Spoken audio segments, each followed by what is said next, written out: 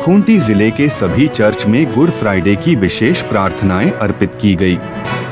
संत Mikhail church परिसर में युवा समूह ने यीशु के कलवारी पहाड़ की शोकमयी यात्रा को एकांकी के माध्यम से प्रस्तुत किया। 2000 वर्ष पूर्व रोमन साम्राज्य ने किस तरह ईसा मसीह पर अत्याचार किया, जुल्म किया, कोड़े बरसाए, उसको जीवंत तरीके से प्रस्तुत किया गया।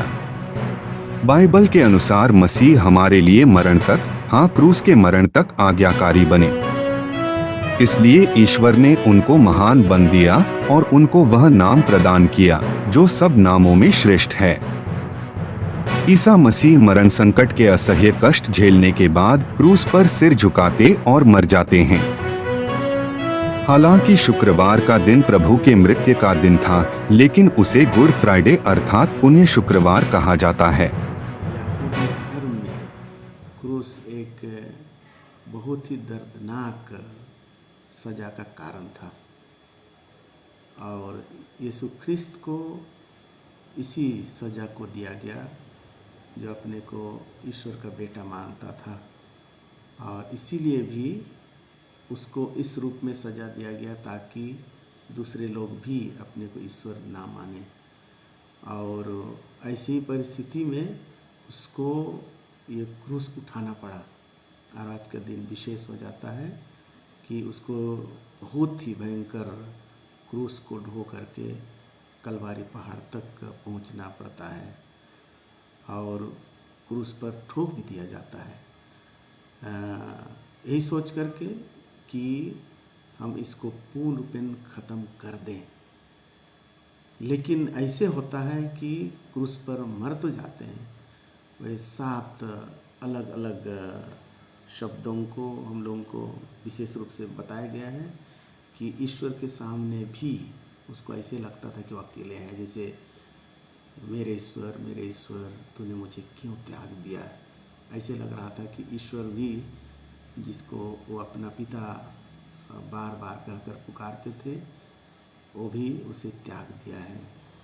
लेकिन इन सभी बातों के होते हुए भी जब वो मर जाते हैं, सब कुछ पूरा हो गया यही कहकर, तो इसमें मरने के बाद लगता था सब कुछ समाप्त हो गया है, लेकिन 3 दिन के बाद जी उठते हैं।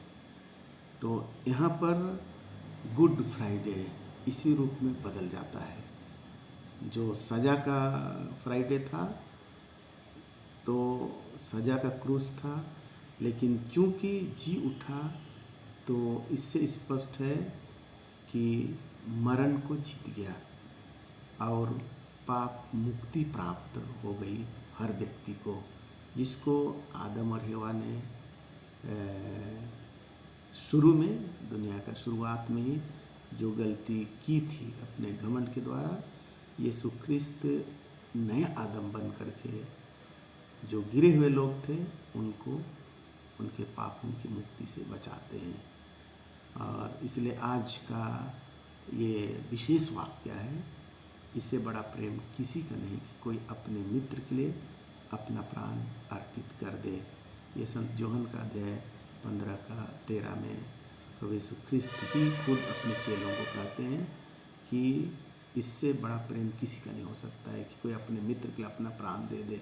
तो हम सबों को अपना मित्र के रूप में ही वो लेकर के, कि मित्र क्या होता है, हर व्यक्ति का मित्र उसका एक एक चीज़ को जानता है, और यीशु ख्रिस्त भी हमारे हर कमजोरी को जानते हुए भी और जानते जानते उन्होंने हमारी मुक्ति के लिए ये क्रूस का मरण को स्वीकार किया। और सचमुच में मित्रता के ख्याल से ही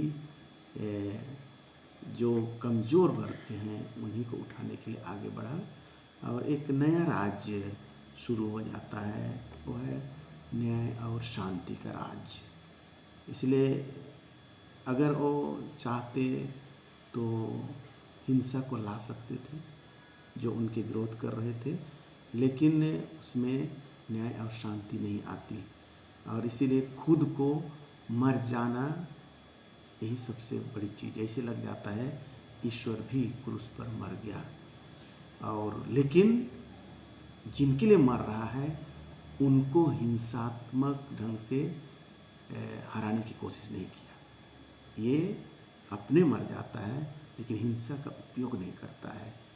और यही ईश्वर का कहेंगे बेटा होने के नाते, और ईश्वर खुद भी अपना ईश्वरता को बचाए रखना, और जिस प्रेम से वो मरता है उस प्रेम का परिभाषा को तोड़ना नहीं चाहा। और इसीलिए प्रेम जिस तरह से परिभाषित करता है कि आत्म बलिदान ना, अपने आप को दूसरों के लिए दे देना, और इसी में अपने को देते हुए ही विजय घोषित करता है। और इसी अवसर पर